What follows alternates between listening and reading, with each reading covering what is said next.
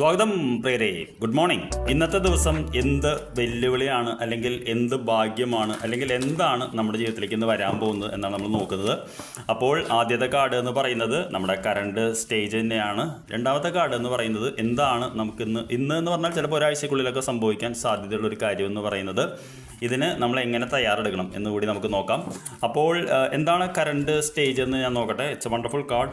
Authority എന്ന് പറയുന്ന ഒരു കാർഡാണ് വന്നിട്ടുള്ളത്. അതോറിറ്റി എന്ന് പറഞ്ഞു കഴിഞ്ഞാൽ നിങ്ങൾക്കറിയാം, കൈയും കെട്ടി നമ്മളെ വെല്ലുവിളിക്കുന്ന ഒരു വ്യക്തിയാണ് നമ്മൾ കാണുന്നത്.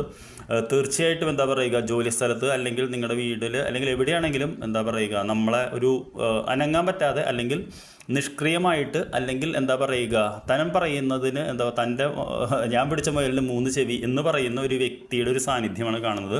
നമുക്ക് എന്താണ് ഭാഗ്യമായിട്ട് അടുത്ത് വരുന്നതെന്ന് ചോദിച്ചപ്പോൾ പേഷ്യൻസ് ആൻഡ് പ്ലാനിങ് എന്നുള്ളതാണ് വരുന്നത്. സത്യം പറഞ്ഞാൽ ഇത് ക്ഷമയുടെ ഒരു കാലഘട്ടമാണ്. പ്ലാൻ ചെയ്യേണ്ടതാണ്. നമുക്കപ്പോൾ സത്യം പറഞ്ഞാൽ ഇവിടെ ഒരു ദിവ്യപ്രകാശം നിങ്ങൾക്ക് കാണാൻ പറ്റും. ഈ 2 തൂണുകളുടെ ഇടയിൽ നിന്ന് ഇവിടെ എന്താ പറയുക, ഒരു സ്റ്റെപ്സ് പോലെ നമുക്ക് മുകളിലേക്ക്, അതായത് മുകളിലേക്ക് കയറാനുള്ള ഒരു ഇതുപോലെ കാണാൻ പറ്റും. 7 എന്ന് പറയുന്നത് അതുപോലത്തെ കാർഡാണ്. ഇതിനെങ്ങനെ നമുക്ക് തയ്യാറെടുക്കണം എന്നുകൂടി നമ്മൾ അറിയണം.